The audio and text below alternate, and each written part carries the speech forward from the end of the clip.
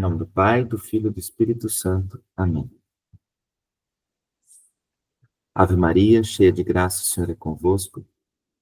Bendita sois vós entre as mulheres, e bendito é o fruto do vosso ventre, Jesus. Santa Maria, Mãe de Deus, rogai por nós, pecadores, agora e na hora de nossa morte. Amém. Vinde, Espírito Santo, enchei os corações dos vossos fiéis, e acendei neles o fogo do vosso amor. Enviai vosso Espírito, e tudo será criado, e renovareis a face da terra. Oremos. Ó Deus, que instruíste os corações dos vossos fiéis com a luz do Espírito Santo, fazer que apreciemos retamente todas as coisas segundo o mesmo Espírito, e gozemos sempre da sua consolação, por Cristo Senhor nosso. Amém. Em nome do Pai, do Filho e do Espírito Santo. Amém. Então, do Tratado da Verdadeira Devoção à Santíssima Virgem, número 87. É muito difícil para nós conservar as graças e tesouros recebidos de Deus. Quinta verdade. É extremamente difícil, devido à nossa fraqueza e fragilidade, conservarmos em nós as graças e os tesouros que recebemos de Deus. Primeiro, porque este tesouro, mais valioso que o céu e a terra, nós o guardamos em vasos frágeis, em um corpo corruptível, em uma alma fraca e inconstante, que um nada perturba e abate.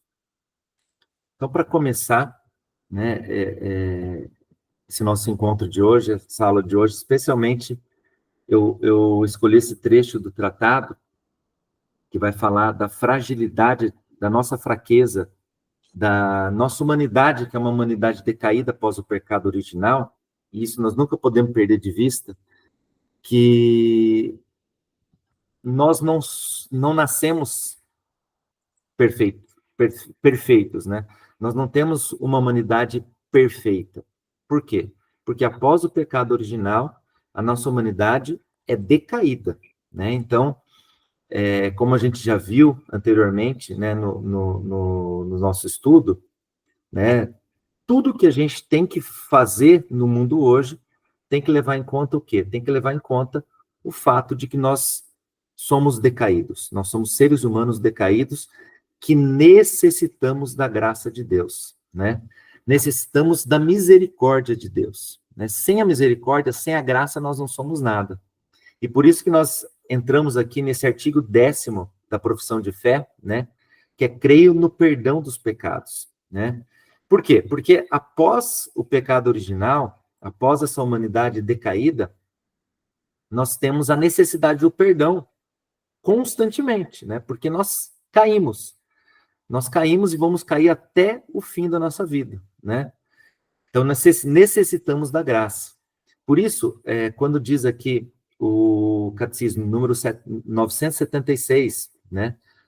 O símbolo dos apóstolos correlaciona a fé no perdão dos pecados com a fé no Espírito Santo, mas também com a fé na igreja e na comunhão dos santos. Ou seja,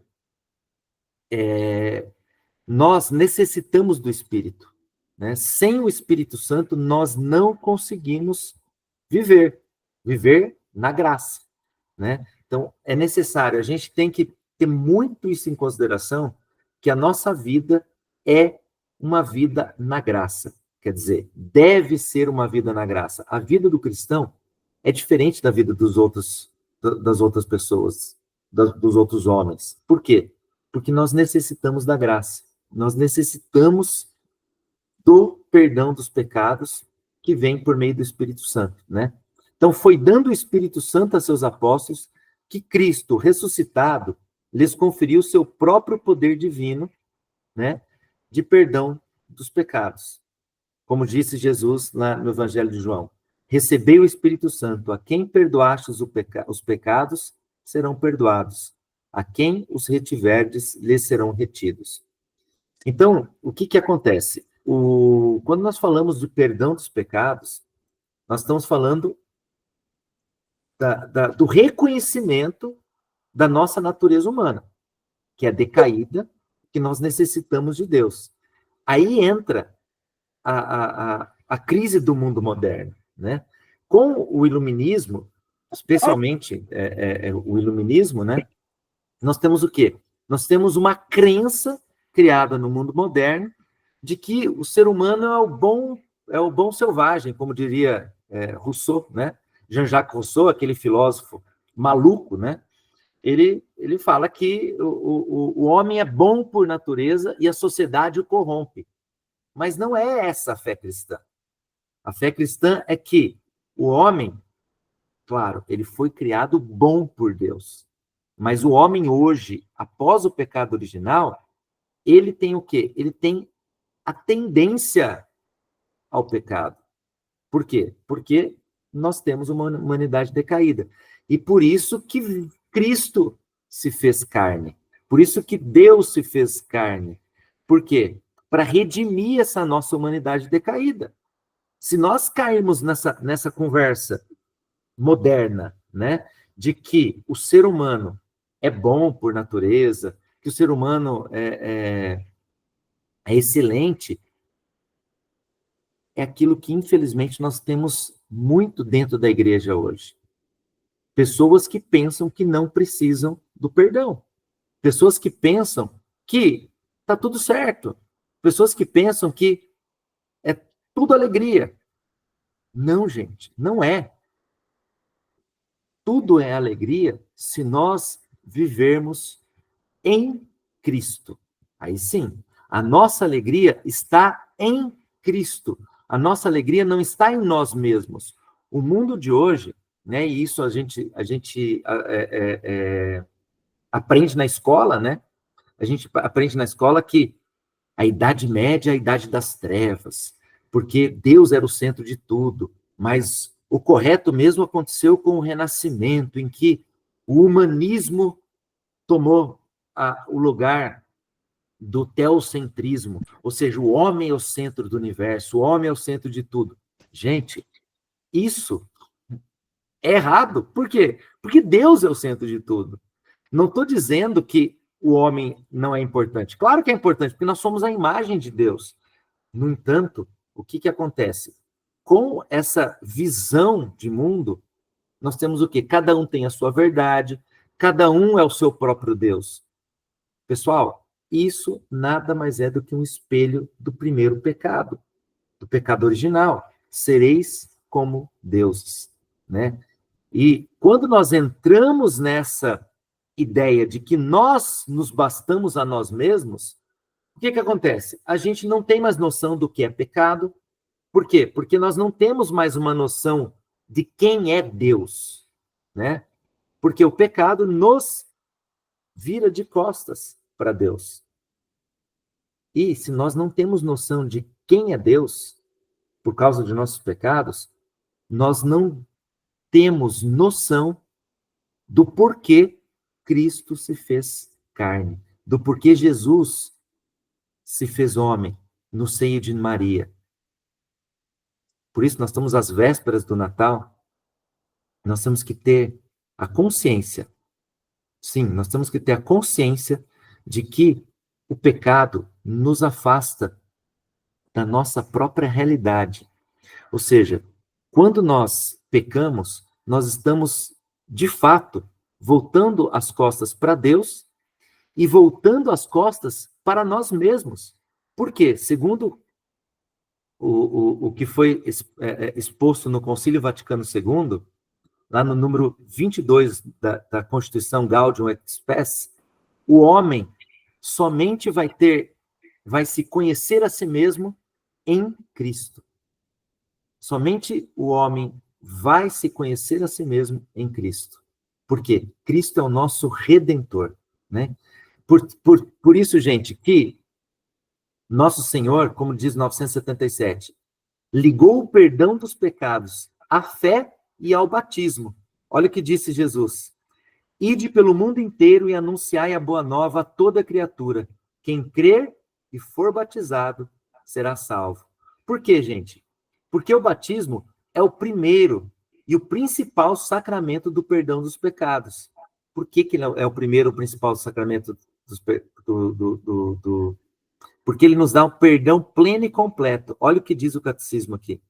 Porque nos une a Cristo morto por nossos pecados, ressuscitado para a nossa justificação para que assim também vivamos uma vida nova.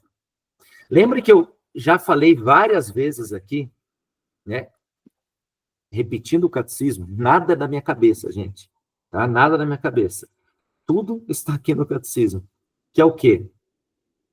Quando somos batizados, nós somos novas criaturas. Nós somos modificados na nossa alma. Nós nos tornamos templos do Espírito Santo. O nosso corpo passa a ser a habitação do Espírito Santo. Nós somos modificados.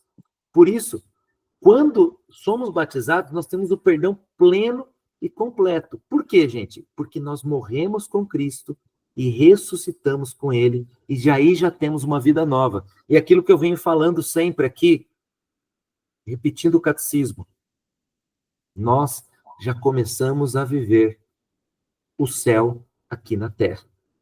Nós já começamos a viver uma vida nova, uma vida repleta de Deus. O batismo nos dá uma vida repleta do Espírito Santo para quê? Para que nós possamos ter essa vida nova, para que nós possamos viver em Cristo, né? Mas o que acontece? 978. No momento em que fazemos nossa primeira profissão de fé, recebemos o santo batismo que nos purifica. O perdão que recebemos é tão pleno e tão completo que não nos resta absolutamente nada a apagar, seja do pecado original, seja dos pecados cometidos por nossa própria vontade, nem nenhuma pena a sofrer para expiá-los. Isso aqui, gente, é do catecismo romano, que foi o catecismo que foi promulgado após o Concílio de Trento. Gente, o que significa isso? Significa que com o batismo, nós vamos ver lá na frente, quando nós vamos estudar os sacramentos, mas com o batismo, uma pessoa que é batizada e morre logo em seguida do batismo, ela vai direto para o céu. Por quê? Ela não fica com nenhuma pena a sofrer para expiá-los, né? Ou seja, a graça do batismo, contudo, a graça do batismo não livra ninguém de todas as fraquezas da natureza. Então, o que acontece, gente?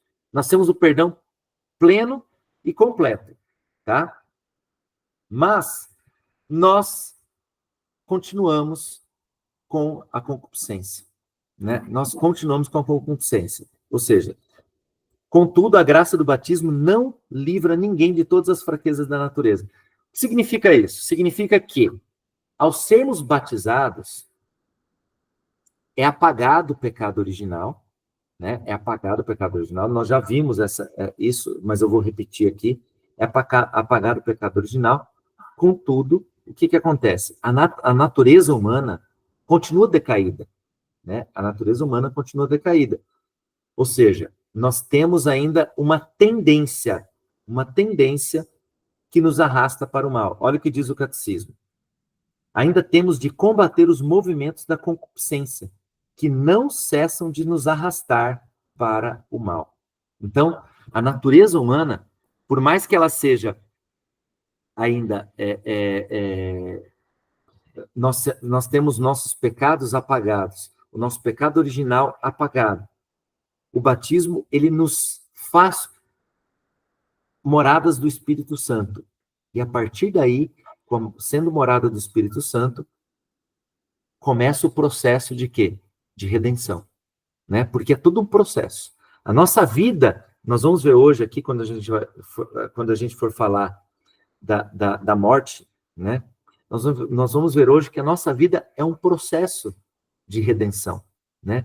Que nós já temos a vida nova em nós, uma vida em Cristo, mas nós estamos num processo.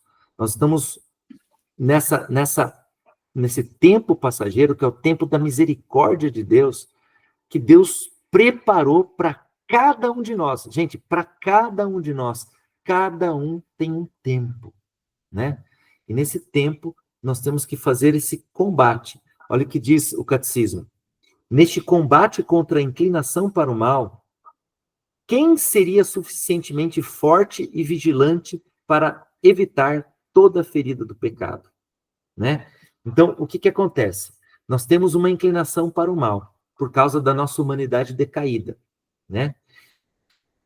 E pensando nisso já, que nós temos esse tempo para a nossa redenção, para nós aceitarmos as graças de Deus para a redenção, o catecismo coloca aqui, quem seria suficientemente forte para vencer essa inclinação para o mal? Ninguém. Somente a graça de Deus nos permite vencer isso. Por isso que Deus nos deu o sacramento da penitência. Continuando aqui, o 979. Foi necessário, por isso, que a igreja tivesse o poder de perdoar os pecados, embora de modo diferente daquele do sacramento do batismo. Por esta razão, Cristo deu à igreja as chaves do reino dos céus, para que pudesse perdoar aos pecadores arrependidos os pecados cometidos desde o batismo até o último dia de sua vida. 980. É pelo sacramento da penitência que o batizado pode ser reconciliado com Deus e com a igreja. Ou seja, gente, nós fomos batizados, somos templos do Espírito Santo, já estamos vivendo uma vida nova, porém, essa vida, ela é um tempo de misericórdia que Deus nos dá. Para quê? Para que nós possamos nos unir desde já, desde essa vida, a Ele. Porque lembram o fio, né, que nós temos no catecismo, desde o início até o final, né, do catecismo, nós vamos ter esse fio condutor, que é o quê? Deus quer se casar conosco. Deus quer nos fazer participantes da natureza divina. Ou seja, nós fomos criados para o céu. Nós fomos criados para vivermos em união perfeita com o nosso Senhor. Essa união que é uma união esponsal, né? Por isso, gente, essa vida nos foi dada por Deus para quê? Para que nós possamos dizer o sim para Ele. Toda união, todo casamento, é necessário que os noivos deem o sim. E essa vida serve para quê? Para que nós, cada um, digamos o sim para Deus. Vejam bem, esse tempo de misericórdia que Deus dá para cada um de nós, eu quero que agora vocês façam um exercício, isso é um exercício espiritual mesmo, porque muitas vezes a gente é acostumado a dizer que Deus morreu por todos. Sim, Ele morreu por todos, mas quando Jesus estava na cruz, quando Jesus estava no alto da cruz, Ele pensava em cada um de nós. Nós não podemos nos esquecer, gente, que Jesus é verdadeiramente Deus e verdadeiramente homem. Ele se fez homem, mas ao mesmo tempo, ele não deixou a divindade.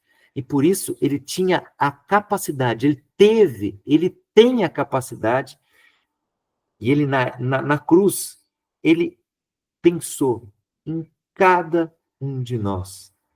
Pensou no Vitor, pensou na Patrícia, pensou no Fábio, pensou na Nádia, pensou em cada um de nós. Por isso que esse tempo é o tempo para que eu, Vitor, diga sim para Deus. E por isso, gente, que Deus nos dá o sacramento da penitência. Todos os sacramentos, como nós vimos anteriormente, é o quê? É a continuidade da ação de Cristo por meio do Espírito Santo para nos levarmos até Deus, para nos levarmos para o céu, né?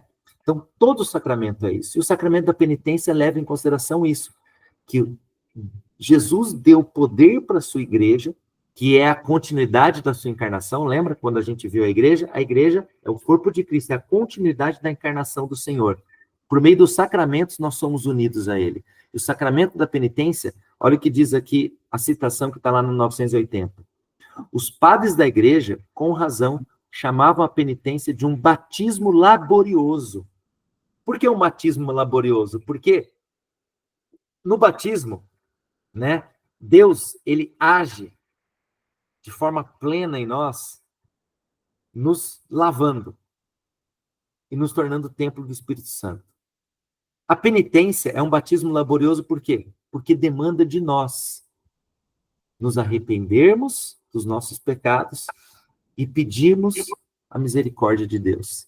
Entende? Então, é laborioso por quê? depende de nós também. A partir do momento que nós nos voltamos para Deus, porque, gente, vocês vão perceber aqui que todo o catecismo deixa isso muito claro. A nossa fé católica, deixa muito claro que Deus está de braços abertos, misericordioso para todos. Por isso que o Papa Francisco fala que a igreja deve estar aberta para todos, para todos. Por quê? Porque ao nos voltarmos para Deus, é aí que entra. Nos voltarmos para Deus, isso significa o quê? Conversão, metanoia, mudança de mentalidade. Gente, tomamos isso muito claro. Nós necessitamos de conversão. Isso é que é nos voltar para Deus. Por isso que nós falamos de um batismo laborioso, porque é necessária a conversão. É necessário que nós nos voltemos para Deus e peçamos a sua misericórdia.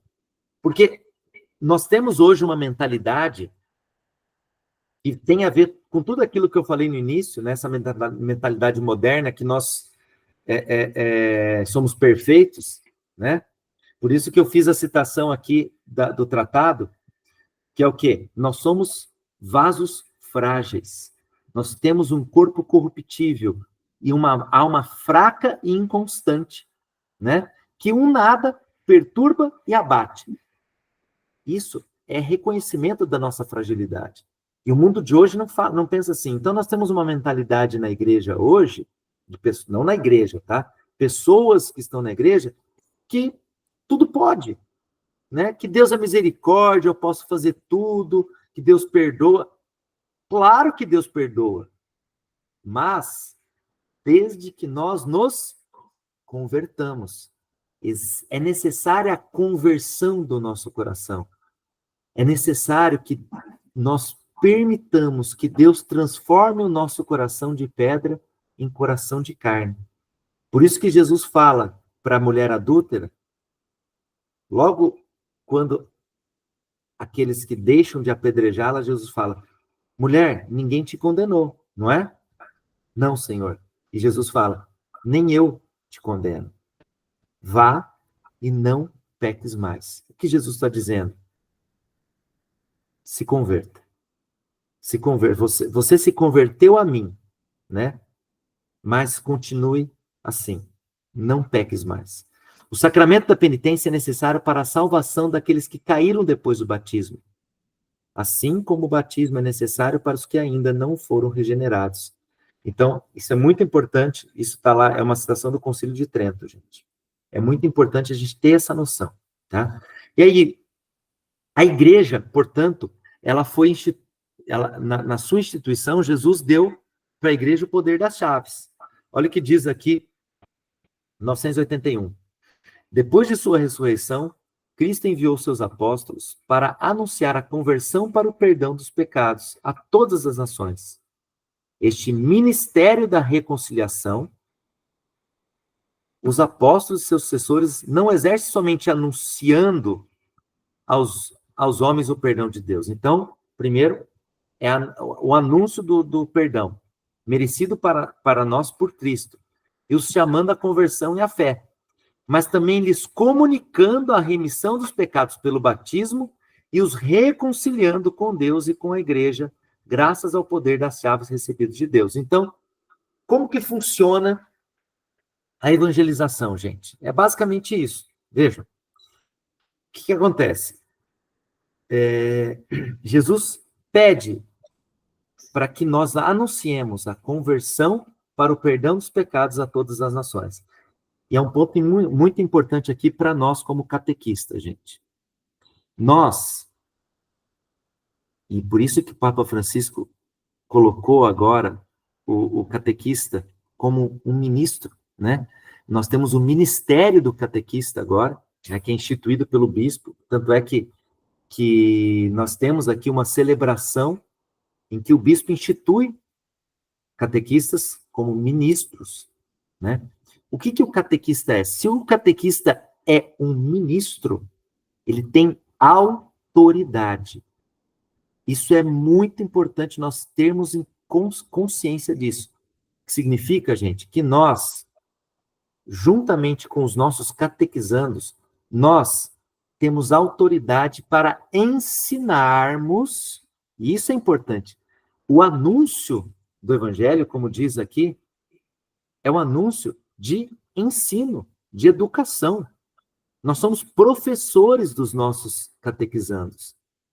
Por que nós somos professores de nossos catequizandos? Nós somos professores de nossos catequizandos, por quê? Porque nós temos autoridade.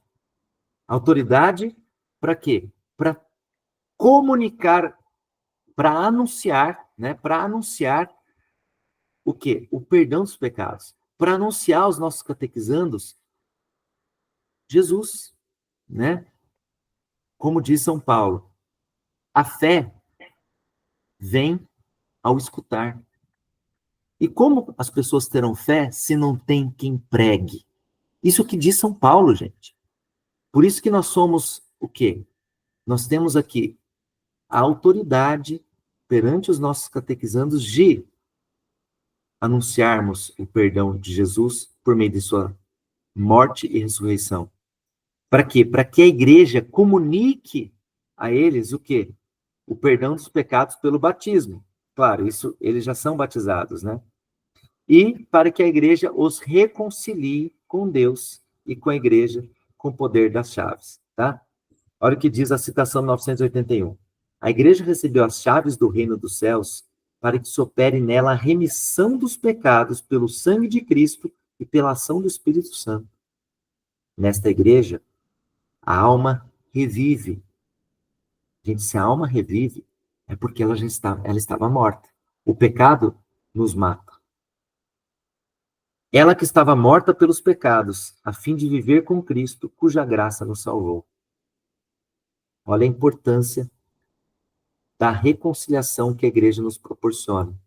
Quando nós pecamos, nós morremos para Deus.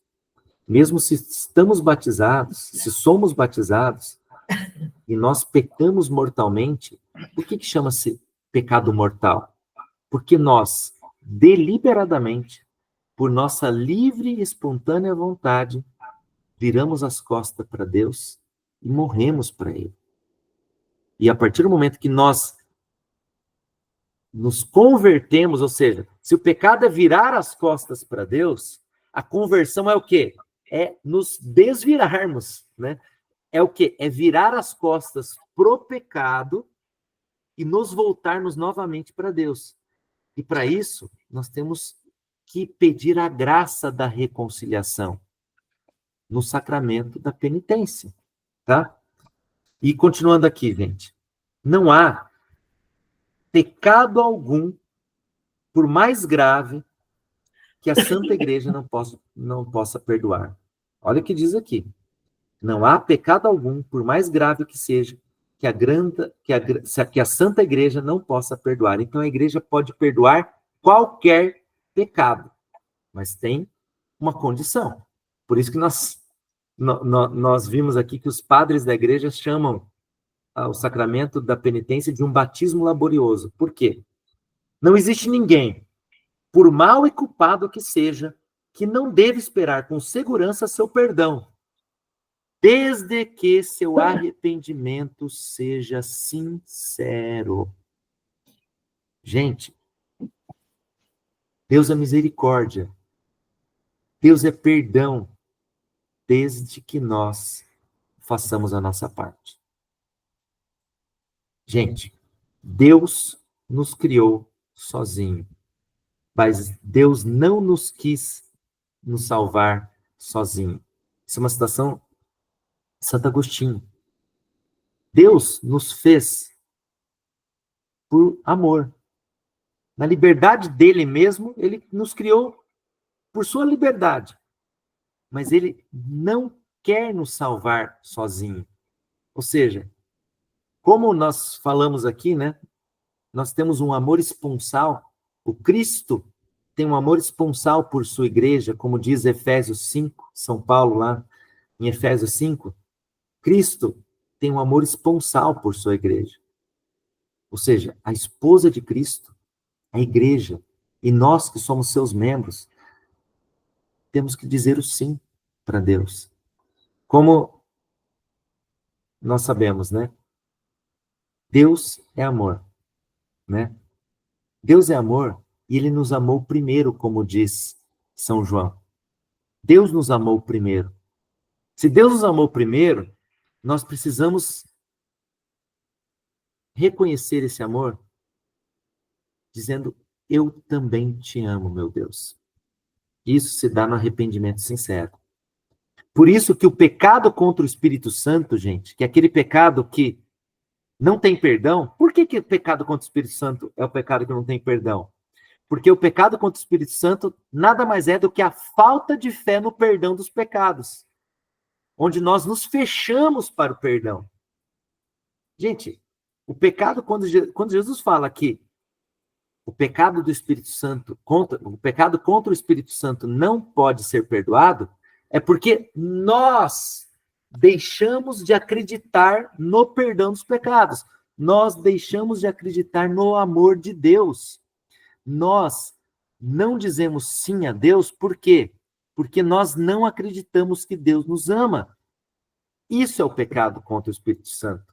Muitas vezes a gente lê na Bíblia, nossa, mas Jesus fala que não vai perdoar o pecado contra o Espírito Santo. Não é que Jesus não vai perdoar os pecados contra o Espírito Santo, é porque não tem como se perdoar um pecado que nós não nos arrependemos. Gente, essa visão moderna que temos hoje, de que tudo pode, esse relativismo moral, como dizia Bento XVI, né, o Papa Bento XVI, nós estamos sob a ditadura do relativismo, é o quê? É que nós não precisamos mais nos arrepender. Então, você pode fazer todo tipo de pecado, você pode fazer tudo que tem de errado, mas você vai lá para Deus. Você pode comungar daí, não tem problema, né? Você não precisa. Você pede perdão para Deus. Gente, pedir perdão para Deus é necessário mudança de mentalidade, é necessária conversão. Não adianta nós pedirmos perdão para Deus, porque, vejam bem, todas as vezes que nós vamos confessar, depois nós vamos aprofundar bem isso quando nós formos falar do sacramento da penitência, tá? Mas é muito importante isso já ser colocado agora. Quando nós vamos nos confessar, para que haja um verdadeiro perdão dos nossos pecados pela imposição das mãos do sacerdote, tá? É necessário o quê, gente? É necessário que nós tenhamos o firme propósito de não mais pecar. Vejam bem, é necessário que nós tenhamos o firme propósito de não mais pecar. Por que a igreja pede esse firme propósito de não mais pecar? É esse arrependimento sincero. É quando nós tomamos consciência de que aquela atitude pecaminosa que nós tivemos nos afastou, nos fez virar as costas para Deus, nos fez odiar a Deus. Vejam bem, gente, quando nós viramos as costas para alguém, façamos uma analogia para alguém, para uma outra pessoa que às vezes a gente briga, é normal a gente brigar, né, infelizmente. Quando nós viramos as costas para alguém, o que está acontecendo? Nós, de certa forma, estamos odiando essa pessoa. E um arrependimento sincero, após um pecado, é nós termos o firme propósito de não mais pecar, de não mais cair naquele pecado. Então, quando nós nos confessamos, Senhor, eu pratiquei tal coisa. Quando nós falamos para o sacerdote, olha, eu pratiquei tal coisa.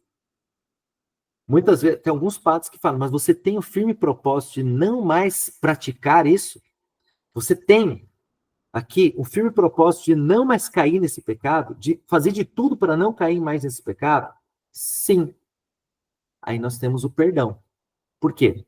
Porque não basta a gente chegar para o padre e falar, eu vou confessar hoje porque eu tenho missa amanhã, ou como nós confessamos agora para o Natal do Senhor, né?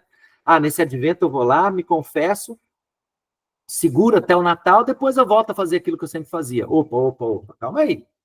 Aí já não é um arrependimento sincero. Aí você está jogando com Deus, né? Você está fazendo de conta que você está pedindo perdão. Tá certo, gente? Então, isso é o quê? É pecado contra o Espírito Santo. Isso é pecado contra o Espírito Santo. Por quê? Porque você está fazendo o quê? Você está, de certa forma, brincando com o perdão. Você não está se arrependendo. Né? Você não está acreditando no amor de Deus. Por quê? Porque se você, todas as vezes, está virando as costas para Deus e você faz de conta que vai lá, entra na fila de confissão, pede perdão pelos seus pecados e continua a mesma vida de antes, sinto muito. Isso não é arrependimento sincero. É claro, isso faz parte da nossa natureza humana decaída, e por isso que a igreja coloca aqui, né? Olha, 979. Cristo deu à igreja as chaves do reino dos céus para que pudesse perdoar aos pecadores arrependidos dos pecados cometidos desde o batismo até o último dia de sua vida. Olha, isso é importante. Quando nós tomamos o firme propósito de não mais cometer aquele pecado, é um firme propósito de não mais cometer aquele pecado. Isso não significa que se nós cometermos esse pecado depois, inadvertidamente, né? Porque aquele propósito é uma coisa, mas nós somos seres humanos decaídos. Nós podemos cometer de novo, infelizmente, né? O que acontece? Deus vai dar a oportunidade de novo para a gente, até o fim das nossas vidas. Tá? Então, nós temos um arrependimento sincero, cometemos o pecado, né? De novo, Deus nos perdoa se nós tivermos esse arrependimento sincero. Por isso que a igreja fala do combate espiritual, gente. Todo mundo aqui tem o seu pecado de estimação, não tem? Aquele pecado que você chega na fila da confissão e fala, olha, padre, eu me arrependo e arrependo mesmo. Eu não quero mais cometer esse pecado. Você sai com aquela graça perfeita e tal, mas não leva um dia, você cai de novo naquele pecado. É a luta. Por isso que a igreja pede, né? Pelo menos uma vez no ano a gente tem que se confessar. Mas a igreja nos pede uma constância na confissão, né? Se nós pudermos todo mês nos confessar, é o ideal, né? Claro, tem gente que se confessa até mais vezes. Por quê, gente? Porque se nós nos habituarmos a todos os meses nós confessarmos, o que acontece? Nós vamos diminuindo o espaço de tempo para a gente voltar a cometer aquele pecado de estimação. Então a gente vai fortalecendo a musculatura, vamos dizer assim, né? Para não mais pecar daquela maneira, tá bom? Então, continuando, né? Essa questão do arrependimento sincero é importantíssima, tá bom? E por isso que aqui diz o 983, né? A catequese se empenhará em despertar e alimentar nos fiéis a fé na grandeza incomparável do dom que Cristo ressuscitado concedeu à sua igreja, a missão e o poder de perdoar verdadeiramente os pecados pelo ministério dos apóstolos e seus sucessores. Vejam que o Catecismo da Igreja Católica nos pede para nós, catequistas, um empenho em despertar e alimentar nos nossos catequizandos a fé no perdão de Deus. Tá? Gente, aí veio de novo, né? Nós temos que ensinar. Nós temos que ensinar. É claro que a catequese, nós temos que levar os nossos catequizandos a ter um encontro com Cristo. Mas só podemos ensinar, nós só podemos fazer com que eles tenham um encontro com Cristo se nós ensinamos que Cristo é Cristo, que Jesus é o Cristo, que Jesus morreu pelos nossos pecados, que Jesus deu poder para a sua igreja perdoar os pecados. Estão vendo, gente? Então, nós temos que ensinar, né? Por isso que é necessário que nós nos empenhemos para quê? Para despertar e alimentar nos nossos catequizandos. Nós só damos alimento aos nossos catequizandos se nós nos alimentamos. Volta a bater nessa tecla. Se nós não tivermos uma vida de oração íntima com Deus, se nós não tivermos uma constância nos sacramentos, confissão e Eucaristia, principalmente, nós não temos o que passar. Como que nós vamos alimentar nossos catequizandos se nós passamos fome? Se nós passamos fome, se nós não oramos, se nós não temos uma vida de oração, uma vida de intimidade com Deus, se nós não nos confessamos com frequência, ou seja, se nós não tomamos para si esse amor de Deus, esse perdão de Deus, se nós não comungamos do seu corpo e do seu sangue com frequência, o que acontece? Nós somos vazios. Nós não conseguimos alimentar os nossos catequizandos, tá? Acabamos o artigo 10, passamos para o artigo 11. Creio na ressurreição da carne, gente. Como diz 988, o credo cristão, profissão de nossa fé em Deus Pai, Filho e Espírito Santo e em sua ação criadora, salvadora e santificadora, culmina na proclamação da ressurreição dos mortos e no fim dos tempos e na vida eterna. Então, no final do nosso creio, né, do símbolo dos apóstolos, creio na ressurreição da carne, na vida eterna. Amém. Então, agora, nós vamos falar da ressurreição da carne, gente. A ressurreição da carne, gente, ela tem, como primeira base, a ressurreição de Cristo, né? Que, como diz o catecismo aqui, é obra da Santíssima Trindade.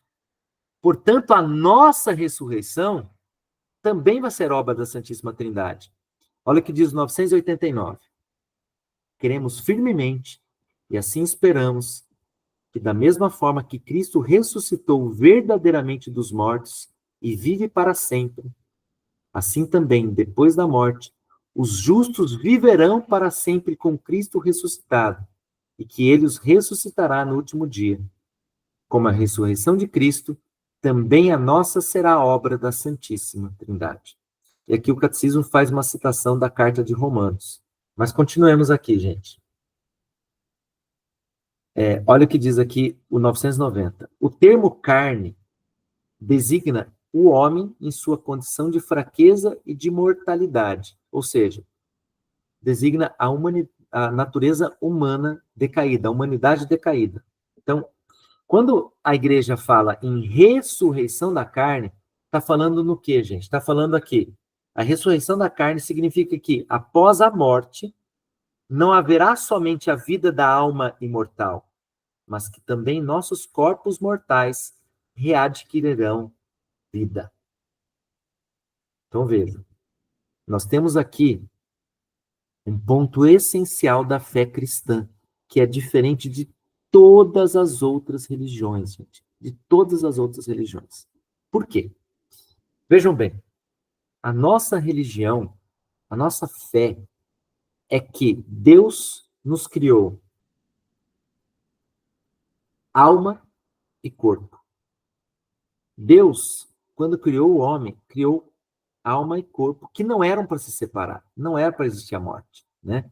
Mas com o pecado original, nós temos a morte que veio fazer parte da natureza. Mas essa natureza é uma natureza humana decaída, não era para ser assim, tá? Então, quando a gente fala em termo carne aqui, é o homem em sua condição de fraqueza. E a nossa religião, ela é diferente por quê? Porque Jesus veio redimir o nosso corpo. Nós ansiamos pela redenção do nosso corpo, como diria São Paulo. Nós ansiamos pela redenção do nosso corpo, por quê, gente? Porque com a ressurreição, nós seremos unidos novamente. Aqueles que já morreram, aqueles que tiverem vivos na segunda vinda de Cristo, né? Mas aqueles que já tiverem morrido já, a sua alma se reunirá ao seu corpo novamente, né? Olha o que diz aqui o 991, gente. Crer na ressurreição dos mortos foi, desde o início, um elemento essencial da fé cristã. Aqui uma citação de Tertuliano, que é do ano 160. Ele nasceu em 160 e morreu no ano 240 da era cristã. A confiança dos cristãos é a ressurreição dos mortos. Crendo nela, somos cristãos. Olha o que diz o 1015 lá no final, que é o resumo, né? A carne é o eixo da salvação. Nenhuma outra religião fala da carne. Por quê? As outras religiões até entendem. Depois da morte existe uma vida espiritual, né? e que até, inclusive, existe, na verdade, o maniqueísmo, né? A matéria é ruim, o corpo é ruim, o espírito é bom, né? Então, esse é algo que nós temos que superar, porque, para nós, a carne é o eixo da salvação. Cremos em Deus, que é o criador da carne. Ele criou a carne boa. Cremos no verbo feito carne, para redimir a carne. Cremos no verbo feito carne, para redimir a carne. Cremos na ressurreição da carne, consumação da criação e da redenção da carne. Então, a ressurreição da carne, gente, é a consumação da criação e da redenção da carne. O que significa isso, gente? Olha aqui, a confiança dos cristãos é a ressurreição dos mortos. Crendo nela, somos cristãos. Então, o elemento essencial da nossa fé cristã é que nós temos uma segunda criação. Gente, se nós tivemos um primeiro Adão, nós temos um novo Adão, que é Cristo. Se nós tivemos uma primeira Eva, nós temos a nova Eva, que é Maria. E nós temos uma nova criação. Nós somos novas criaturas. Entendem? E com a ressurreição da nossa carne, nós teremos a consumação dessa nova criação. Nós vamos ver logo isso aqui. Mas isso é essencial para nós entendermos que a nossa fé, ela é a fé na ressurreição dos nossos mortos, da nossa carne, dos nossos corpos no final dos tempos, tá bom? A ressurreição dos mortos, portanto, gente, ela é o quê? Ela foi revelada progressivamente por Deus. Olha o que diz aqui, gente. A ressurreição dos mortos foi revelada progressivamente por Deus a seu povo. Isso está no 992. A esperança da ressurreição corporal dos mortos foi se impondo como consequência intrínseca da fé em um Deus criador do homem inteiro, alma e corpo. Então, Deus, ele criou o quê? Ele criou a alma e o corpo, o homem inteiro, né? Aqui, a ressurreição dos mortos, ela é consequência do quê? O homem inteiro foi criado por Deus, alma e corpo, corpo e alma. Deus fez o homem do barro e insuflou nele o seu espírito, né? Então, nós somos corpo e alma, é uma unidade, tá? Que, infelizmente, depois do pecado, se separa na hora da nossa morte. Mas vejam, o Criador do céu e da terra é também aquele que mantém fielmente sua aliança com Abraão e sua descendência. Nessa dupla perspectiva, começará a se exprimir a fé na ressurreição. E aqui o catecismo cita o livro de Macabeus, né? Em que lá os macabeus já acreditavam na ressurreição, e depois cita, em 993, os fariseus e os saduceus. Os fariseus aceitam a ressurreição. Olha aqui, os fariseus e muitos outros contemporâneos do Senhor esperavam a ressurreição. Jesus a ensina com firmeza. Jesus ensina com firmeza a ressurreição. Aos saduceus que a negam, Jesus responde: acaso não estáis errados, porque não compreendeis as Escrituras nem o poder de Deus? A fé na ressurreição baseia-se na fé em Deus, que não é o Deus dos mortos, mas é Deus de vivos, né? Então aqui a conversa de Jesus com os saduceus, né? Vamos lembrar, gente. Os fariseus acreditavam na ressurreição dos mortos, tá? Os saduceus não. E aí tem aquela conversa de Jesus com os saduceus, em que os saduceus querem pregar uma peça em Jesus, dizendo daquela mulher que casou com o irmão, ele morreu, e segundo a lei de Moisés, ela tinha que casar com outro irmão dele, ele morreu sem deixar descendência, ela tinha que casar com outro irmão. E aí casou com todos os irmãos, e ela morreu. Daí os saduceus perguntam pro Senhor: mas Senhor, se existe ressurreição dos mortos, com quem que ela estará? Com qual dos esposos que ela estará depois da ressurreição?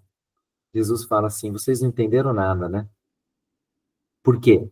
Porque na ressurreição não haverá mais casamento, né? Não haverá mais casamento. Por quê? Porque o casamento aqui nada mais é do que um sinal do casamento final, que é nós com Deus.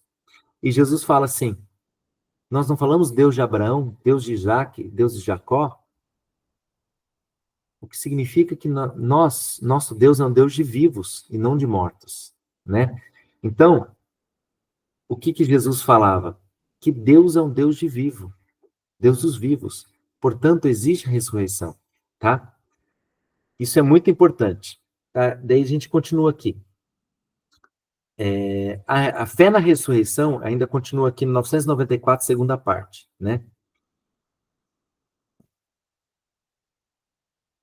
A fé na ressurreição liga-se na fé. Desculpa, gente. Jesus liga a fé na ressurreição à sua própria pessoa. A fé em Jesus. Eu sou a ressurreição e a vida. Então, é Jesus mesmo quem, no último dia, há de ressuscitar os que nele tiveram crido e que tiverem comido seu corpo e bebido seu sangue. Então, gente, a fé na ressurreição liga-se o quê? Liga-se à fé em Jesus, que ressuscitou, né? E ele mesmo disse, quem come a minha carne e bebe o meu sangue, viverá eternamente. Então, se nós cremos na ressurreição, nós cremos que Jesus ressuscitou, que ele está sentado à direita de Deus Pai Todo-Poderoso, e que nós aqui, já nessa vida, já nesse tempo de misericórdia, temos a oportunidade de, na Eucaristia, comermos da sua carne e bebermos do seu sangue para, desde já, termos em nós a vida eterna. Desde já, vivermos o quê? A vida no Espírito Santo, com os frutos do Espírito Santo, tá? Então, o que acontece? Desde já, ele fornece um sinal e uma garantia disto, restituindo a vida a alguns mortos, né? Então, o que acontece, gente? Lembra que Jesus ressuscitou os mortos, né? Então, ressuscitou a filha de Jairo, o filho da viúva de Naim, né? Ressuscitou o seu amigo Lázaro, anunciando com isso, ou seja, esse é um sinal da sua própria ressurreição, que, no entanto, será de outra ordem. Então, o que acontece, gente? Quando Jesus ressuscita os mortos na Bíblia, muito importante isso, tá, gente? Essa ressurreição dos mortos feitas por Jesus, essas três ressurreições que eu acabei de falar para vocês, são ressurreições que são apenas um sinal da ressurreição do próprio Cristo. Mas, lembrem, a filha de Jairo morreu depois, de novo. O filho da viúva também morreu depois. E Lázaro também morreu depois. Ou seja, essa ressurreição que Jesus fez desses mortos foi basicamente o quê? Ressurgir a vida. Aquela vida normal da natureza humana que é decaída. A ressurreição final, a ressurreição de Cristo, é uma ressurreição de quê, gente? É uma ressurreição de redenção dos nossos corpos. Cristo, que não tinha pecado, ele quis passar pela morte. Ele mesmo entregou-se à morte. Jesus também não morreria, mas ele entregou-se à morte para morrer a nossa morte, para quê? Para poder matar a nossa morte. Olha o que diz lá o 1019. Jesus, o Filho de Deus, sofreu livremente a morte por nós, em uma submissão total e livre à vontade de Deus, seu Pai. Por sua morte, ele venceu a morte, abrindo assim a todos os homens a possibilidade da salvação. De novo, 1019, gente. Jesus, o Filho de Deus, sofreu livremente a morte por nós. Ou seja, Jesus, que não tinha pecado, a natureza humana de Jesus é uma natureza perfeita, tá? Pensem nisso, gente. É um novo Adão. É uma natureza perfeita, sem nenhuma mácula, sem nenhum pecado. Como é a natureza humana de Maria, imaculada, sem nenhuma mácula, sem nenhum pecado. Por isso nós falamos da Imaculada Conceição, tá? Então, Jesus sofreu livremente a morte, como Maria também sofreu livremente a morte, né? Por isso que falam da dormição de Maria, em uma submissão total e livre à vontade de Deus, ou seja, ele se entregou por nós. Então, quando Judas entrega Jesus, Jesus fala mesmo, sou eu mesmo que me entrego. Se eu não quisesse, ele fala para Pilatos, se meu reino fosse deste mundo, os meus anjos já teriam me tirado daqui, mas eu me entrego. Ele se entrega livremente à morte. Por quê? Porque pela morte dele, livre, obediente a Deus, ele matou a nossa morte, ele venceu a morte, abrindo assim a todos os homens a possibilidade da salvação. Por isso que a ressurreição de Jesus, gente, é uma ressurreição de outra ordem. É uma ressurreição que restaura a humanidade, o quê? A pureza. Restaura a humanidade, a participação, ou nos dá a participação da natureza divina. Por isso que aqui, quando o catecismo fala da ressurreição de Cristo, ele fala o quê? Desse sinal de Jonas, o sinal do templo, que é o quê? Anuncia a sua ressurreição que ocorrerá no terceiro dia depois de ser entregue à morte. É uma ressurreição diferente, em que ele vai redimir toda a humanidade, né? Portanto, gente, a partir da nossa ressurreição em Cristo, nossa final ressurreição, nós vamos ver lá na frente, é diferente. Nós não vamos ressuscitar como Lázaro ressuscitou e depois morreu de novo. Nós teremos uma ressurreição em Cristo. Vejam, por que Lázaro ressuscitou e morreu de novo? Né? Porque aquela ressurreição que foi feita em Lázaro foi uma ressurreição que ocorreu antes do quê? Da ressurreição de Cristo. Antes de Jesus operar toda a salvação. Tá? Diferente do que aconteceu com Nossa Senhora, que em antecipação a morte e ressurreição de Cristo, ou seja, foi a morte e ressurreição de Cristo que gerou a Imaculada Conceição, né? Mas é diferente, tá? É diferente do que aconteceu com os outros mortos, o que vai acontecer com a gente. Maria teve uma situação totalmente diferenciada, por quê? Porque ela é a arca da nova aliança, tá bom? Ela é a arca da nova aliança, é toda imaculada. Então vamos lá. Qual que é a importância da ressurreição? Total, né, gente? Como eu já disse, a ressurreição é a base da nossa fé, né? Como aqui a citação que o catecismo faz de São Paulo aos Coríntios, no 991, né? Se Cristo não ressuscitou, a nossa pregação é sem fundamento, e sem fundamento também é a vossa fé. Mas na realidade, Cristo ressuscitou dos mortos como primícias dos que morreram, como primícia dos que morreram, tá? Então, por isso que quando Judas, ele se suicida, e nós temos aí 11 apóstolos, os apóstolos, para manter as 12 tribos, né? Como Jesus, ele escolheu 12 apóstolos, por quê? Porque nós tivemos na antiga aliança as 12 tribos de Israel. Então, como nós temos uma nova aliança, e as 12 tribos de Israel são uma prefiguração da igreja, né? Como lá no Apocalipse a gente vê as 12 colunas da igreja, são os 12 apóstolos do Cordeiro, né? O que acontece, gente? Ser testemunho de Cristo é necessário que seja testemunha de sua ressurreição. Por isso que quando ficaram 11, os apóstolos se reuniram para escolher o 12º apóstolo de novo. E aí está lá nos Atos dos Apóstolos, né? Que eles tinham que escolher aquele que era testemunha da ressurreição. Por isso que escolheram Matias, né? Ser testemunha de Cristo, diz o 995, é ser testemunha da sua ressurreição. Então, os 12 apóstolos foram testemunhas da ressurreição. Nós, que comemos e bebemos com Jesus depois que ressuscitou dos mortos. Continua o catecismo. A esperança cristã na ressurreição está toda marcada pelos encontros com Cristo ressuscitado. Ressuscitaremos como Ele, com Ele e por Ele. Gente, grifem essa última parte do 995. Ressuscitaremos como Jesus, com Jesus e por Jesus. Gente, isso é muito forte. Pensem, gente, nós ressuscitaremos como Jesus. Olha a graça que Deus nos dá. Se nós fomos batizados com Jesus, nós morremos com ele. A semente do Espírito Santo foi plantada no nosso corpo corruptível para esse corpo se tornar incorruptível, para que nós, como Jesus, ressuscitemos. Olha que coisa maravilhosa.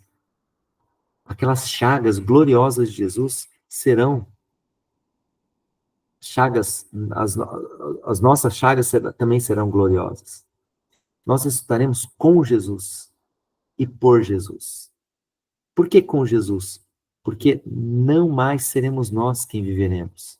É Cristo quem vive em nós, como diz São Paulo. Por isso nós ressuscitamos com Ele. Nós somos o quê? Todo cristão, gente, todo santo é um Cristo revivido. De novo, todo santo é um Cristo revivido. Por isso que eu já mostrei aqui para vocês, agora está difícil de pegar, porque eu já mostrei aquele livro, Cristo revivido pelos séculos. São histórias de santos. Os santos, eles revivem Cristo no seu tempo. E nós devemos reviver Cristo no nosso tempo. Por isso que nós ressuscitamos com Cristo. E por Ele, é pela força do Espírito Santo, é pela força da Trindade, é pela obra da Santíssima Trindade que somos ressuscitados, tá? Então, continuando aqui. Desde o início, a fé cristã na ressurreição deparou com incompreensões e oposições. Em nenhum ponto a fé cristã se depara com mais contradição do que em torno da ressurreição da carne.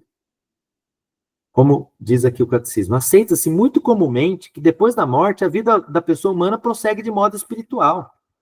Como, porém, crer que este corpo tão manifestamente mortal possa ressuscitar para a vida eterna? Então, olha aqui, como eu falei, a fé cristã é diferente das outras fés. Porque as outras fés acreditam, né? Ah, morreu, temos uma vida espiritual. O espiritismo morreu, se encarna em outros corpos. Percebam, gente, que essa fé espírita, né, a religião espírita, como ela é totalmente incompatível com a fé cristã, né? Nós vamos ver aqui na frente, né? Logo em seguida, o catecismo ele vai explicar essa questão de que não existe reencarnação. Mas olha, já antecipando isso, né? Olha como é totalmente contrário à nossa fé. Porque os espíritas, eles veem o corpo como algo descartável. Ah, eu tenho um corpo, eu morro, depois eu reencarno num outro corpo. Ou seja, aquele primeiro corpo não vale nada. Aquele segundo corpo não vale nada. Então, aqueles que acreditam no karma, né? Ah, eu tenho um karma. Gente, nós não podemos usar essa palavra. Essa questão de ter um karma é que, no decorrer das minhas vidas, né? Eu vou pagando por todos os pecados que eu cometi. Oh, calma aí. Olha para vocês verem. Tem gente ainda que vai para a missa e vai no centro espírita. Não tem como. Porque para nós, gente, o corpo é único. Esse meu corpo aqui, essa minha carne é única. Por isso que cada um tem sua impressão digital. Diz que cada um tem o seu DNA. Nós somos únicos.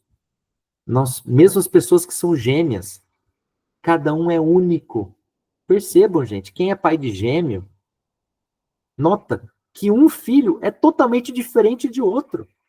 Porque nós somos únicos. O nosso corpo é único. A nossa alma é única. Fomos criados corpo e alma por Deus. O nosso corpo é sagrado. O nosso corpo é o templo do Espírito Santo. Ele não é descartável. Por isso que a ressurreição foi algo que gerou muita incompreensão e muita oposição. O catecismo ele faz uma citação aqui dos Atos dos Apóstolos, né? Que quando São Paulo foi pregar em Atenas, e quando ele fala da ressurreição da carne, os atenienses viram as costas para ele. Ah, isso a gente vai te ouvir outra hora, né? Por quê? Porque ele foi motivo de chacota. Como assim, ressurreição? Tanto é que poucos se converteram lá naquela pregação. Por quê, gente? Há incompreensão e as pessoas têm uma visão muito maniqueísta. Ou seja, o corpo é ruim, o espírito é bom. Não, o corpo é bom e o espírito é bom. Isso por quê? Ambos foram criados por Deus. Quando a gente fala, aí para a gente não gerar confusão, da humanidade decaída, é que o corpo é bom, mas com o pecado, a nossa humanidade tem uma tendência para o pecado, tá? Tem uma tendência para o pecado, não que o corpo é ruim, tá bom? Vamos lá, mas o que é ressuscitar, gente? O que é ressuscitar? Diz 997. Na morte, que é a separação da alma e do corpo, o corpo do homem cai na corrupção, ao passo que sua alma vai ao encontro de Deus, ficando à espera de ser novamente unida a seu corpo glorificado. Então, o que acontece, gente? Na morte, o corpo, ele faz o quê? Ele cai na corrupção e a alma vai ao encontro de Deus. Vai ao encontro de Deus para rejeitar a Deus definitivamente, né? Ou para se unir diretamente com Deus. Por quê? Porque a alma vai ao encontro de acordo com aquilo que nós vivemos nessa vida. Como eu já disse para vocês, é o tempo de misericórdia. Mas olha que importante. A morte é a separação da alma e do corpo, né? Não era para ser assim. Tá? Não era para ser assim. E o que acontece? Nós vamos esperar a reunião dessa alma e desse corpo no final. Olha como termina o 997. Deus, em sua onipotência, restituirá definitivamente a vida incorruptível a nossos corpos, unindo-os às nossas almas pela virtude da ressurreição de Jesus. Tá? Então, no final dos tempos, vai haver a reunião da alma e do corpo. Então, assim, o catecismo faz uma segunda pergunta. Quem ressuscitará? Olha o que responde. Todos os homens que morreram.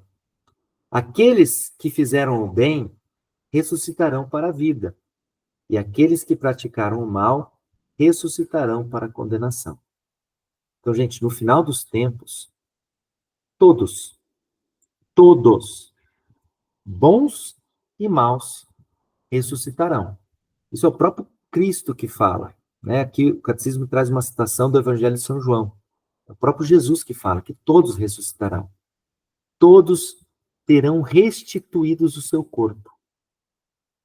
Acontece que essa restituição do nosso corpo, em virtude da ressurreição de Cristo, vai fazer com que aqueles que fizeram o bem vão para a vida na participação com a natureza divina, a participação na natureza divina.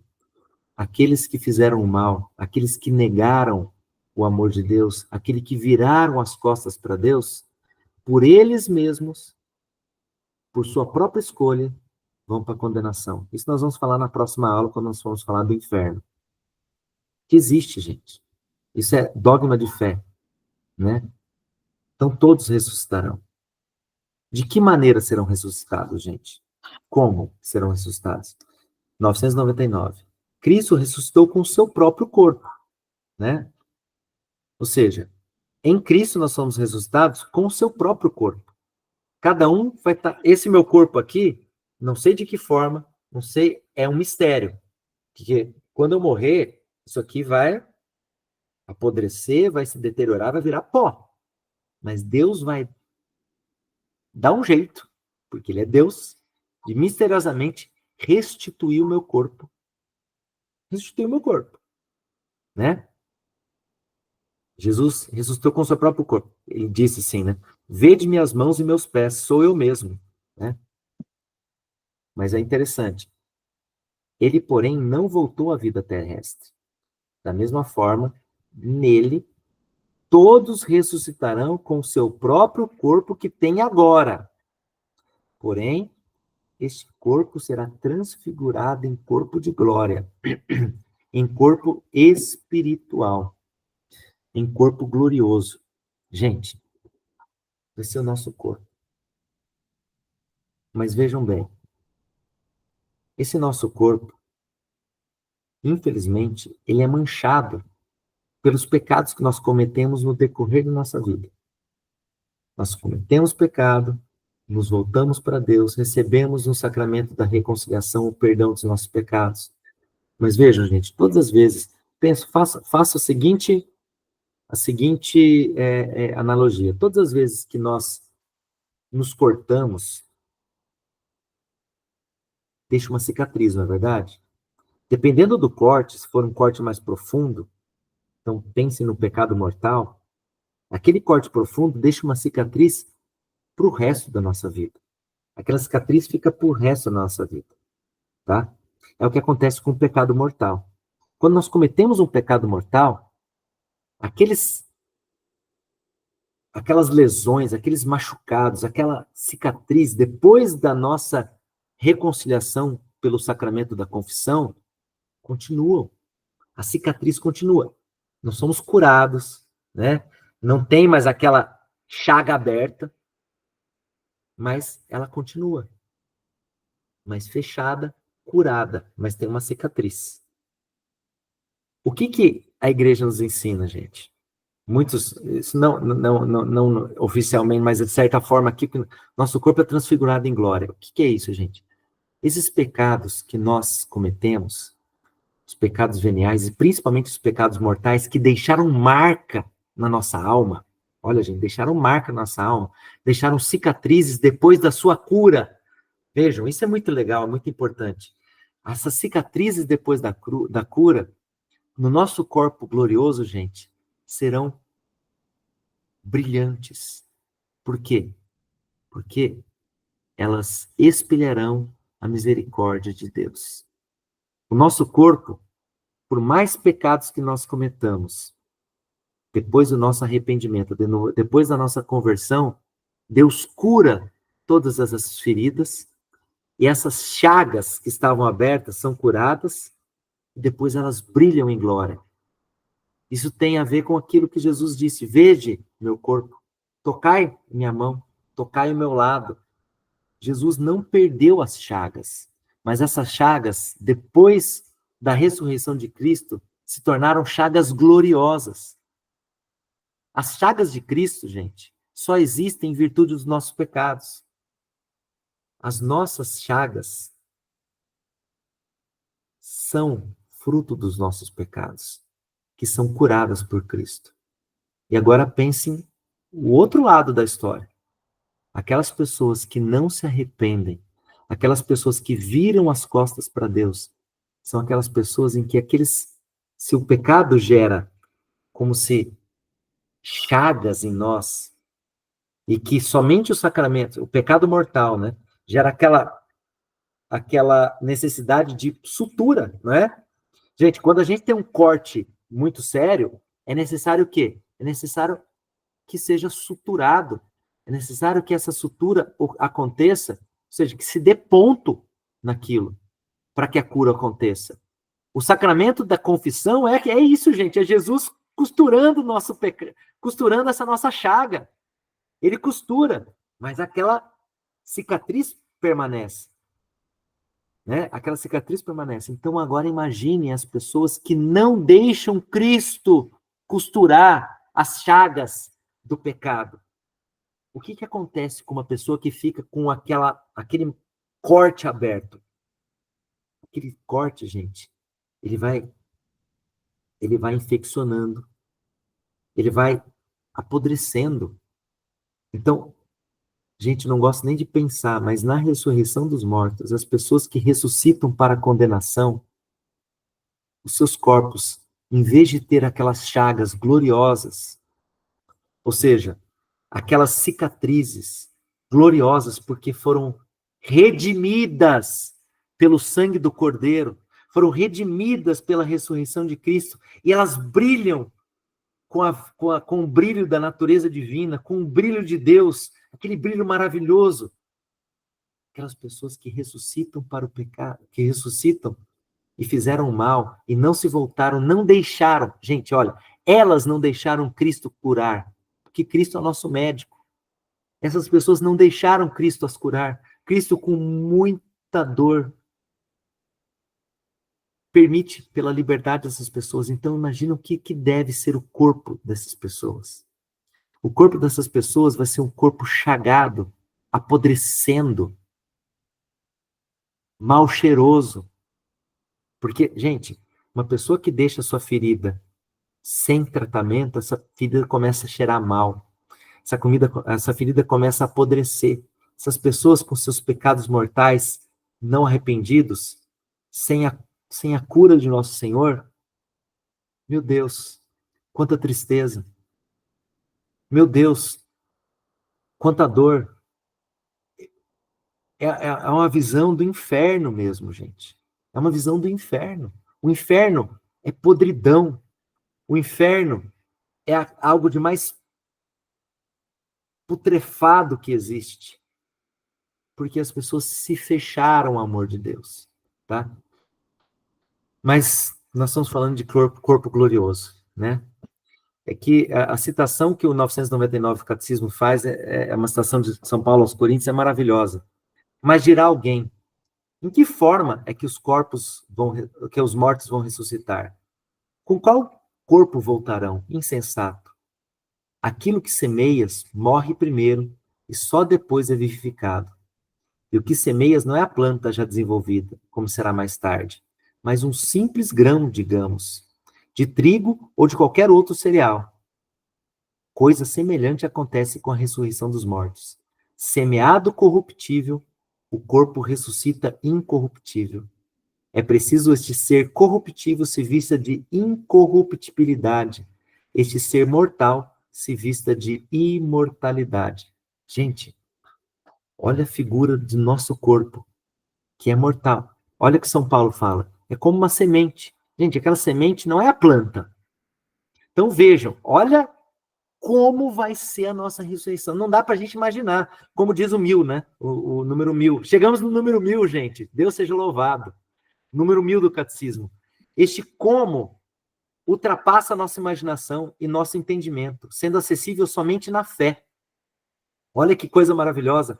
Então a gente imagina, olha que maravilha, a gente imagina o nosso corpo. Se nós somos uma mera semente, nós vamos nos tornar uma planta formosa depois da ressurreição. Só a fé que vai nos fazer ver isso, né? E aqui o catecismo ele faz uma analogia maravilhosa com a Eucaristia. Nossa participação na Eucaristia, no entanto, já nos dá um antegozo da transfiguração de nosso corpo por Cristo. Olha que, gente, que maravilhoso. Assim como o pão, fruto da terra, depois de ter recebido a invocação de Deus, não é mais pão comum, mas Eucaristia, constituída por duas realidades, uma terrestre e outra celeste. Da mesma forma, os nossos corpos, que participam da Eucaristia, não mais são corruptíveis, pois têm a esperança da ressurreição. Então, gente, ao participarmos da Eucaristia, que ao vermos o corpo, o pão, a hóstia santa, o pão, que não é mais pão, nós temos a aparência de pão, por isso a transubstanciação. É uma aparência de pão, mas não é mais pão, é o corpo de Cristo. Se pela fé nós vemos que é o corpo de Cristo, é aquilo que acontece com o nosso corpo, né? Nós já, pela fé, nós já estamos vivendo a ressurreição. E quando vai acontecer isso, gente? No último dia, no fim do mundo, na parousia de Cristo, né? É o que diz o 1001, tá bom? Continuando aqui, gente. Então aqui, ressuscitados em Cristo, 1002. Eu vou correr porque já estamos adiantados aqui, eu não tratei de tudo que a gente tem que tratar. 1002 diz o seguinte, gente. Se é verdade que Cristo nos ressuscitará no último dia, também é verdade que, de certo modo, já ressuscitamos com Cristo. Pois, graças ao Espírito Santo, a vida cristã é já, agora, na Terra, uma participação na morte e na ressurreição de Cristo. Então, pelo Espírito Santo, gente, nós já participamos na morte e ressurreição de Cristo. Então, é o que diz aqui a citação. No batismo, fostes sepultados com ele também fostes ressuscitados. pela fé na força de Deus, que o ressuscitou dentre os mortos. Se ressuscitastes com Cristo, buscai as coisas do alto, onde Cristo está entronizado à direita de Deus. Ou seja, nós já participamos pelo batismo do que, gente? Da vida celeste. É o que eu venho falando aqui. Olha o que diz o 1003. Ou seja, eu venho falando aquilo que o catecismo fala, tá, gente? Porque às vezes eu já antecipo, mas olha o que diz o 1003. Unidos a Cristo pelo batismo, os crentes já participam realmente na vida celeste de Cristo ressuscitado. Pelo batismo, gente, nós já participamos na vida celeste de vida ressuscitado. Mas esta vida permanece escondida com Cristo em Deus. Ele nos ressuscitou com Cristo e com ele nos fez sentar nos céus, em virtude de nossa união com Cristo Jesus. Gente, é por isso que eu sempre reafirmo aqui, eu volto aqui no 736, que é o quê, gente? São os frutos do Espírito Santo. Gente, quando que nós percebemos que uma pessoa é santa? Gente, pensam, nós teremos esse ano de 2025, a canonização de Carlo Acutis, do Beato Carlo Acutis, que vai ser canonizado, e nós o chamamos de São Carlo Acutis. Como que a gente percebe que uma pessoa é santa? Ou muitas vezes a gente fala, a pessoa morreu com odor de santidade. É quando a pessoa, ela faz o quê? Ela exala os frutos do Espírito Santo. Olha o que diz o 736. Eu sempre volto no 736, que vai falar, né? Aquele que nos enxertou na verdadeira vida, ou seja, a partir do batismo, nós somos enxertados no corpo de Cristo, nós temos uma vida nova, nós somos uma nova criatura. Por isso que eu insisto nessa condição nova que nós temos pelo batismo. Eu insisto, não, o catecismo insiste muito. Ó, aquele que nos enxertou na verdadeira vida nos fará produzir o fruto do Espírito, que é o quê? Que é amor, paz, paciência, amabilidade, bondade, lealdade, mansidão, domínio próprio. Gente, quando nossa, essa pessoa é uma pessoa santa, ela exala, tá? Esses frutos do Espírito. Primeiro, a caridade, né? Ela ama, ela é alegre. Gente, se nós entramos num local, numa comunidade, em que as pessoas são cara fechado, são pessoas tristes, ranzinzas, o fruto do Espírito não está lá, infelizmente. Por quê? A comunidade ela tem que exalar alegria, ela tem que exalar paz, paciência, amabilidade, bondade, lealdade, mansidão, domínio próprio. O catecismo aqui, gente, ele cita a carta de São Paulo aos Gálatas, capítulo 5, versículos 22 e 23. São os frutos do Espírito Santo, né? Por isso que diz aqui o catecismo continuando, o Espírito é nossa vida, por causa do batismo, né, gente? Quanto mais renunciamos a nós mesmos, tanto mais o Espírito nos faz agir. Por estarmos em comunhão com Ele, o Espírito Santo nos torna espirituais, nos readmite no paraíso, ou seja, nós já vivemos essa vida aqui na terra, a vida celeste na terra. Nos reconduz ao reino dos céus e à adoção filial. Nos dá a confiança de chamarmos Deus de Pai e de participarmos na graça de Cristo, de sermos chamados filhos da luz, de sermos parte na vida eterna. Gente, o que Jesus nos pede? Nós temos que ser sal da terra e luz do mundo. E nós só seremos sal da terra e luz do mundo se nós já vivermos o céu aqui na terra, tá? Se nós já vivermos o céu aqui na terra.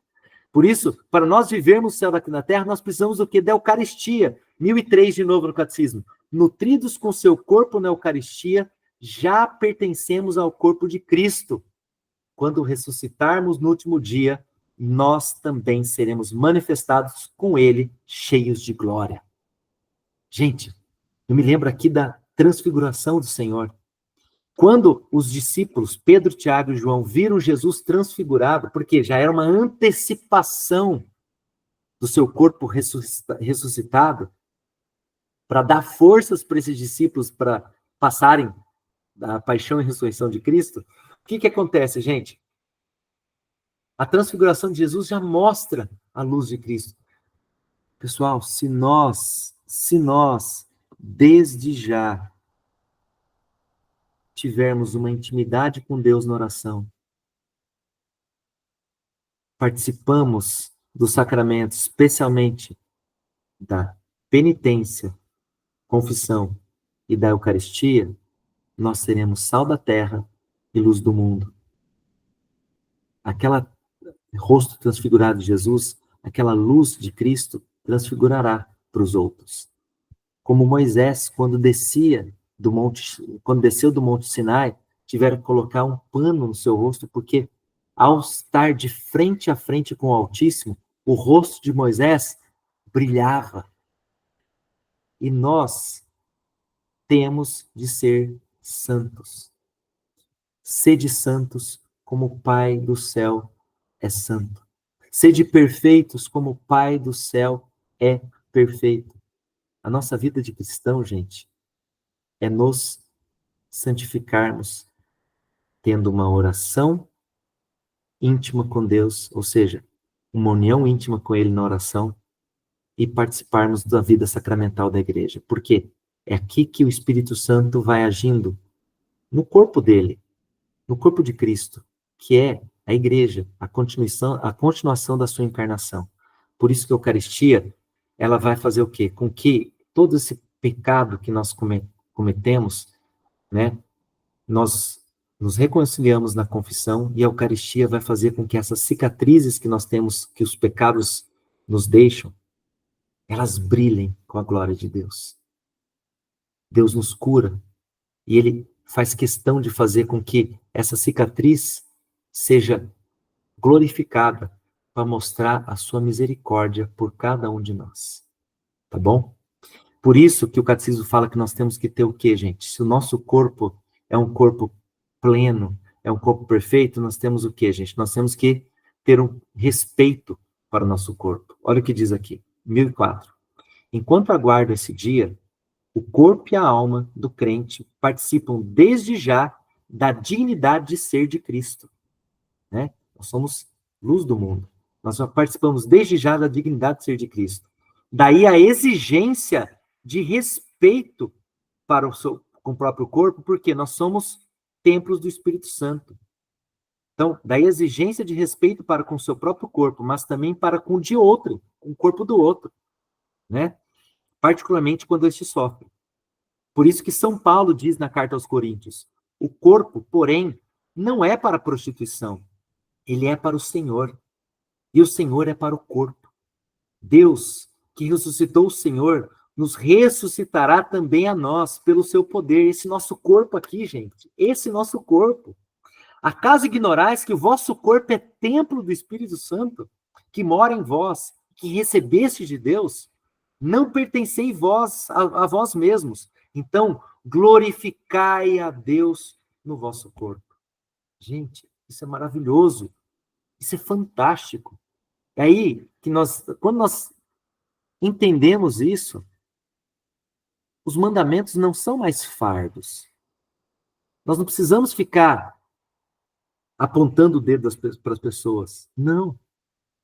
Nós precisamos mostrar para essas pessoas que elas são templos do Espírito Santo, que elas são sagradas, que o seu corpo é sagrado, e que daí ela não vai, por exemplo, pecar contra o sexto mandamento, né? Ela não vai evitar o pecado contra o sexto mandamento como uma mera regra a ser seguida, mas não, ela vai deixar de pecar por amor a Deus, por amor a Jesus que morreu por nós, por amor a Jesus que nos redime, por amor a Jesus que tornará o nosso corpo glorioso, as nossas chagas gloriosas, pelas suas chagas gloriosas.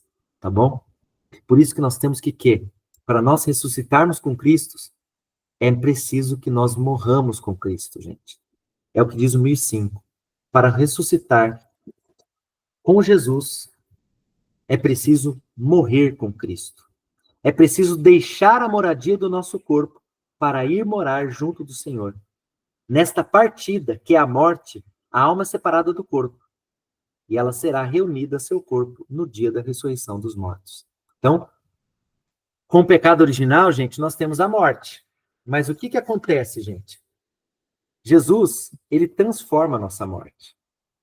Nós vamos ver um pouquinho mais para frente. Mas, diferentemente da morte para os pagãos, olha o que diz o 1006. Diante da morte, o enigma da condição humana atinge o seu ponto mais alto, né? Diante da morte, o enigma da condição humana atinge o seu ponto mais alto. Em certo sentido, a morte corporal é natural, mas para a fé, ela é, na realidade, a paga do pecado, tá? Então, assim, hoje, para a nossa humanidade decaída, a nossa natureza humana decaída, que não era para ser assim antes do pecado original, né? Antes do pecado original, não era para morrermos. Mas o que acontece? A morte é a consequência do pecado. Então, eu vou pular aqui para o 1008, gente. Leiam lá no 1008. Isso é muito importante. A morte é consequência do pecado. Intérprete autêntico das afirmações da Sagrada Escritura e da tradição, o magistério da Igreja ensina que a morte entrou no mundo por causa do pecado do homem. Embora o homem tivesse uma natureza mortal, Deus o destinava a não morrer. Importante. Os nossos catequizandos, muitas vezes eles falam assim: nossa, mas se Deus existe, por que a gente morre? Por que tem a morte que é tão ruim, né?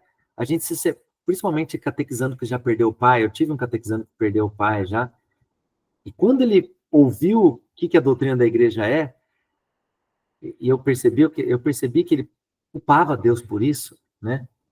Ele vai ver que a morte não é por causa de Deus. A morte é porque o homem pecou. A morte é porque houve o pecado original, né? Então, embora o homem tivesse uma natureza mortal, Deus o destinava a não morrer, ou seja, a natureza é mortal. Mas não sei de que forma, a igreja também não sabe de que forma, e nós nunca saberemos, né, porque ocorreu o pecado, mas se não tivesse o pecado original, não era para morrermos, tá? Ah, mas a gente pode pensar assim, nossa, mas como seria o mundo? Gente, lembre vocês que com o pecado original, toda a criação sofreu. Tanto é que São Paulo fala que a criação geme como em dores de parto, esperando a ressurreição, da redenção do corpo, esperando a segunda vinda do Senhor. Toda a criação geme em dores de parto. Porque toda a criação, gente, com o pecado original, houve uma mudança cosmológica. O que eu quero dizer com isso? Houve uma mudança de toda a criação. Toda a criação mudou com o pecado original, tá? Então, nós não sabemos o que seria a criação se não houvesse o pecado original, tá? Então, Deus os destinou para a imortalidade. Mas, com o pecado original, nós, seres humanos, escolhemos separar a alma do corpo. Nós que escolhemos. Não foi Deus que escolheu. Olha o que o catecismo coloca aqui. Continuando, Deus o destinava a não morrer. Olha o que o catecismo, 1008 ainda. A morte foi, portanto, contrária aos desígnios de Deus Criador e entrou no mundo como consequência do pecado. A morte corporal, a qual o homem teria sido subtraído se não tivesse pecado, é assim o último inimigo do homem a ser vencido. Olha que coisa importante, gente. A morte corporal, a qual o homem teria sido subtraído se não tivesse pecado, é assim o último inimigo do homem a ser vencido. Cristo matou a nossa morte ao morrer na cruz. Cristo morreu por nossos pecados, porque foi o pecado que nos trouxe a morte. Então, Cristo morreu para vencer a morte. A Vitor, morte, gente, é consequência do pecado. Por quê? Porque a morte nada mais é causada pelo inimigo. Por isso que Jesus disse que o inimigo é homicida desde o início.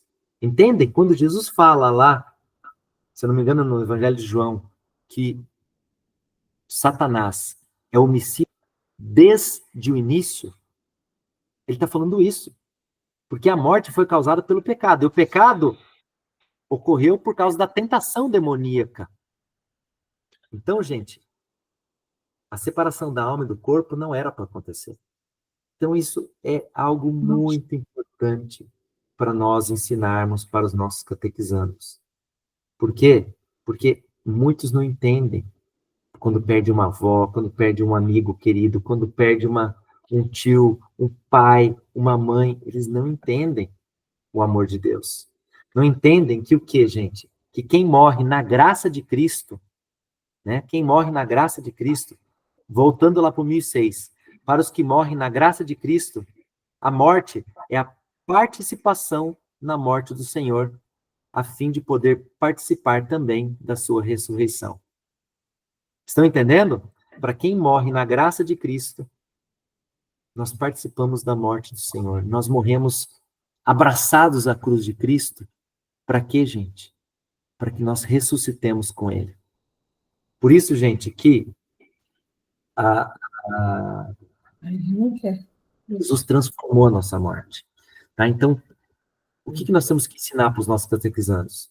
Que a morte, como diz o 1007, é o término da vida terrestre. Né? A morte é o fim normal da vida. É o término da vida terrestre. O fim normal da vida decaída, né? Da humanidade decaída. Nossas vidas são medidas pelo tempo, ao longo do qual passamos por mudanças, envelhecemos, e como acontece com todos os seres vivos da Terra, a morte aparece como o fim normal da vida. Então vejam, gente, tudo isso não era para acontecer, tá? Mas aconteceu, então virou normal. Este aspecto da morte marca as nossas vidas com um caráter de urgência, porque é um tempo limitado, né, gente? A lembrança de que nossa mortalidade serve também para nos recordar de que temos um tempo limitado para realizar a nossa vida. Então, nós temos um tempo limitado. A nossa vida, gente, ela é limitada. Por quê? Como eu já disse para vocês no início do nosso encontro hoje, ela é limitada por quê? Porque Deus nos dá essa vida esperando o nosso sim para a união esponsal do final dos tempos, do final da nossa vida. O fim, para quando ele fala assim, eu te amo, para que nós respondamos, eu também te amo, Senhor. Eu também te amo. Gente, a nossa vida é o tempo que nós levamos para dizer a Deus, Jesus, eu também te amo. Eu correspondo ao teu amor. Eu quero me unir contigo durante toda a eternidade. A nossa vida, ela é isso. É esse tempo. Por quê? Porque, gente, um amor esponsal só existe na liberdade. Por isso que no casamento, entre um homem e uma mulher, o que acontece? O padre pergunta, é de livre e espontânea vontade que estão aqui? Sim, sim. O tempo da nossa vida é um tempo de exercício da nossa liberdade. E o exercício da nossa liberdade, e no exercício da nossa liberdade, nós podemos dizer não para Deus e sermos condenados por nós mesmos. Mas nós podemos dizer sim para Deus. E por isso que Jesus veio e morreu por nós. Porque pela obediência de Cristo, nós temos a graça de sermos obedientes a Deus.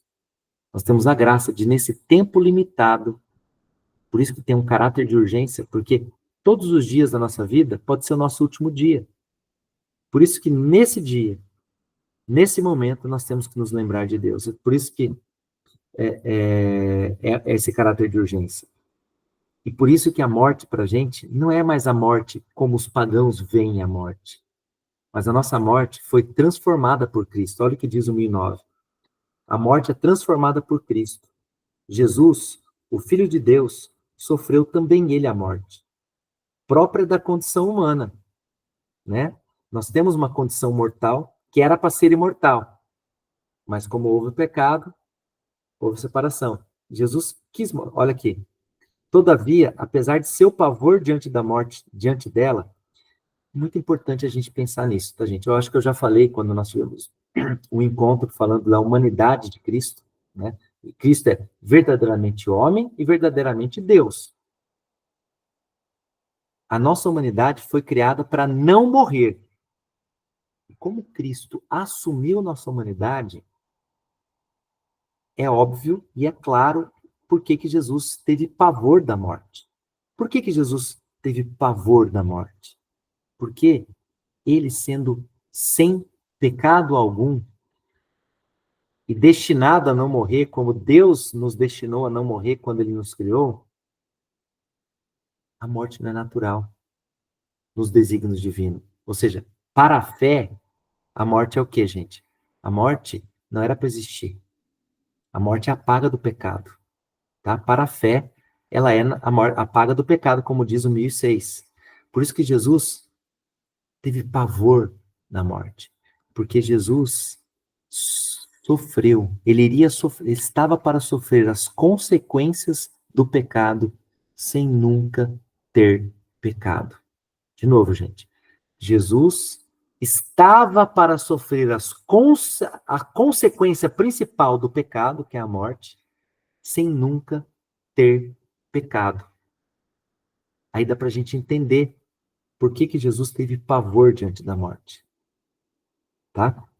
Mas mesmo assim, ele a assumiu em um ato de submissão total e livre à vontade de seu Pai. Ou seja, Jesus quis morrer a nossa morte para que nós para que nós pudéssemos ter a graça da obediência, como ele teve. A obediência de Jesus transformou a maldição da morte em bênção. Gente, e aí que entra o 1010, né? Transformou a maldição da morte em bênção. Por isso que a morte cristã, gente, ela tem um sentido positivo. É triste a gente se separar dos nossos entes queridos, é muito triste. Nós, semana passada, perdemos um ente querido, o seu Adelino. É muito triste se despedir de uma pessoa, né? Mas, para nós cristãos, é um adeus provisório. Né? É um adeus provisório. Por quê? Porque no fim dos tempos nós todos seremos reunidos na ressurreição dos nossos corpos e em Cristo, participando todos nós que dizemos sim ao amor de Deus da natureza divina. Então, ela tem um sentido positivo, gente. Por quê, gente? Olha o que diz aqui o 1010. Graças a Cristo, a morte cristã tem um sentido positivo. Para mim, de fato, o viver é Cristo e o morrer é lucro. Mas nessas horas a gente entende porque São Paulo fala, né? Viver para mim é Cristo, morrer para mim é ganho. Não é? Não há outra questão, quando se é cristão, não se para de lutar. É digna de festa a palavra. Se já morremos com ele, também com ele viveremos. Então nós já morremos com Cristo aqui. Nós vamos viver com ele. A novidade essencial, né? A novidade essencial da morte cristã está nisto. Olha que importante, gente. Pelo batismo, o cristão já está sacramentalmente morto com Cristo. Gente, o que é o sacramento? É uma realidade visível que é um sinal de realidade invisível. Quando nós somos batizados, nós não vemos a transformação do nosso corpo, mas quando nós somos batizados, nosso pecado original é apagado e o Espírito Santo passa a morar dentro de nós e nós somos inseridos no corpo de Cristo.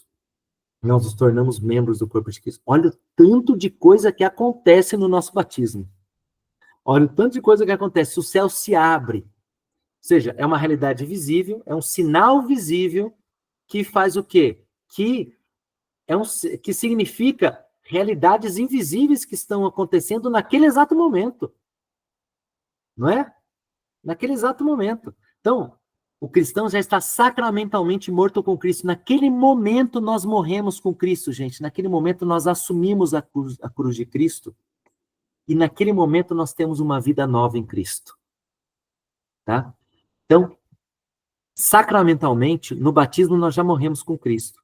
Mas aqui é muito importante, gente, olha, se morrermos na graça de Cristo, ou seja, se nós continuarmos a nossa vida, né, nesse tempo limitado que nós temos, esse tempo de misericórdia, e dissermos sim a esse pedido de união que Deus nos faz, essa abertura de braços que Deus nos faz como pai no filho pródigo, ele está de braços abertos para receber o seu filho. Se nós voltarmos para Deus e formos correndo ao darmos abraços ao Pai, darmos o nosso abraço no Pai, o que acontece? A morte física consuma este morrer com Cristo.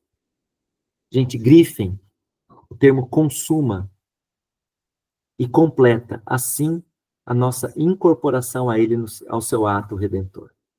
Gente, o que acontece, então, na nossa morte física, quando a nossa alma se separa do corpo, é consumado este morrer com Cristo.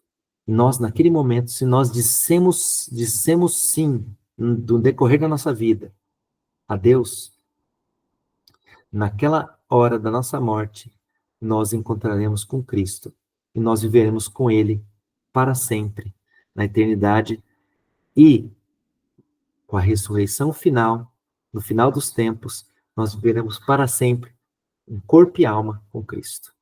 Tudo bem? Portanto, gente, chegando no fim já da aula, a morte cristã é um ato de obediência e amor ao Pai. Olha o que diz 1011. Na morte, Deus chama o homem a si. É por isso que o cristão pode sentir em relação à morte um desejo semelhante ao de São Paulo: partir para estar com Cristo. Partir para estar com Cristo e transformar sua própria morte em um ato de obediência e de amor ao Pai. A exemplo de Cristo. Então, gente, a morte cristã para nós, ela tem um sentido positivo, porque se nós estamos e nos voltamos, nos abraçamos a Deus, nos confessando, estando unidos a Deus pela oração, participando da Eucaristia, o que acontece, gente? É o que diz aqui a liturgia, gente, ó, no 1012. Senhor, para os que creem em vós, a vida não é tirada, mas transformada. Desfeito nosso corpo mortal, nos é dado nos céus um corpo imperecível. É o que diz Santa Teresinha no Menino Jesus, aqui a citação no 1011, né? Eu não morro, entro na vida. Então, gente, a morte é transformada, né? Quer dizer, a vida é transformada pela morte. E aí nós vamos ter o quê? Nós vamos ter uma união perfeita com o Senhor, tá? Por isso que a visão cristã da morte é diferente de todas as outras religiões. E por fim, gente, a morte é o fim do tempo de graça e de misericórdia, né? Olha o que diz 1013. A morte é o fim da peregrinação terrestre do homem, do tempo de graça e de misericórdia que Deus lhe oferece para realizar sua vida terrestre, segundo o projeto divino e para decidir seu destino último. Ou seja, para que nós digamos sim ao amor de Deus, né? Para que nós digamos sim ao amor de Deus. Como diz o catecismo, né?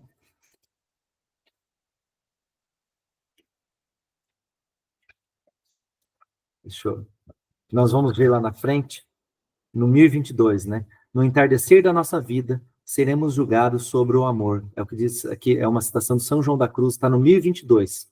No entardecer da nossa vida, seremos julgados sobre o amor. Então, esse fim da peregrinação terrestre, que é o tempo de graça e de misericórdia que Deus nos dá, gente, para quê?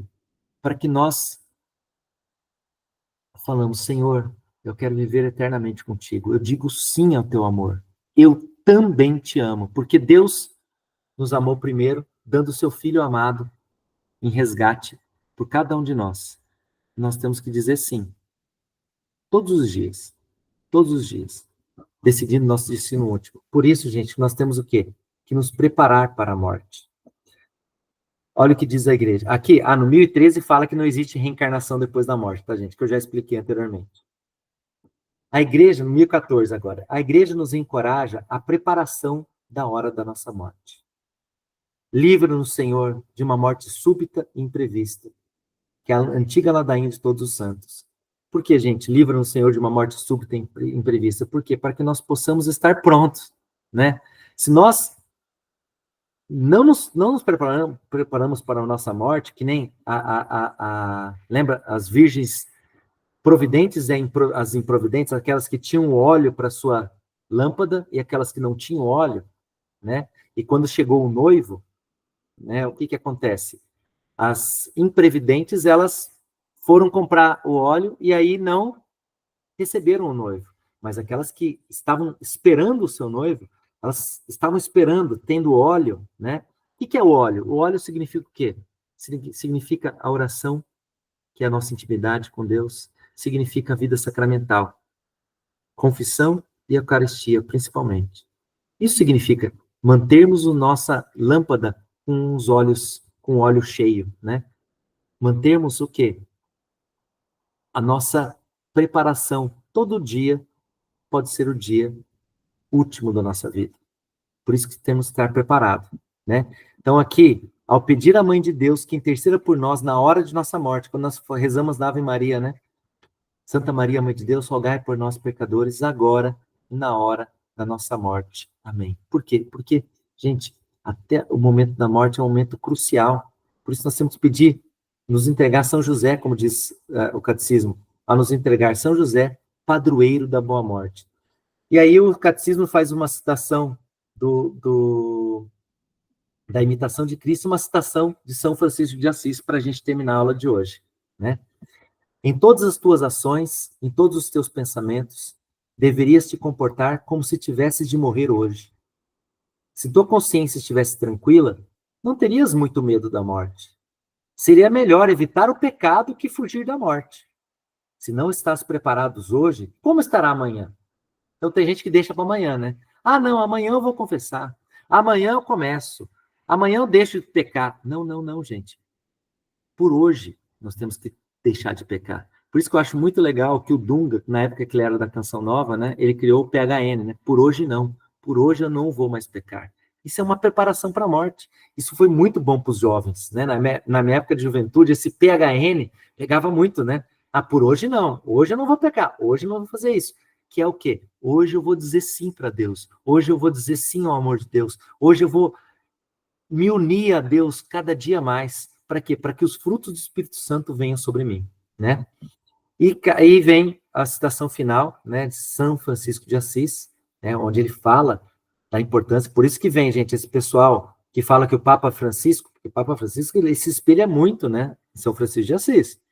Ah, o Papa Francisco ele fala que acolher todo mundo na igreja, tudo pode. Não, não, não, não, não, não, não, não. O Papa Francisco não faz nada disso, né? O Papa Francisco ele pede a nossa conversão. Conversão por quê? Para que nós nos deixemos amar.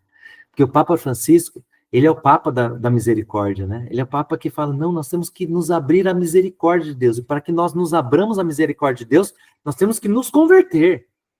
Temos que nos converter. Nos converter é o quê? É evitar o pecado, principalmente o pecado mortal. E nós terminamos com a citação de São Francisco de Assis. Louvado sejais, meu Senhor, por nossa irmã, a morte corporal, da qual homem algum pode escapar. Ai dos que morrerem em pecado mortal. Felizes aqueles que ela encontrar conforme a vossa santíssima vontade, pois a segunda morte não lhes fará mal. Amém, minha gente? Então, nós terminamos hoje com essa citação de São Francisco de Assis, porque ai daqueles que morrerem em pecado mortal. Gente, nós temos que fazer o quê? Nós temos que nos voltar para Deus e dizermos sim a esse amor todos os dias de nossa vida. É como no casamento. Por isso que o nosso casamento é um espelho do casamento de Cristo com a igreja. Todos os dias nós temos que amar a nossa esposa. Nós temos que amar o nosso esposo. Por quê? É o sim. É o sim ao amor. E nós, no final, como diz São João da Cruz, no entardecer de nossa vida, seremos julgados sobre o amor. Amém. Tá bom? Terminamos por hoje. Eu vou terminar a gravação aqui.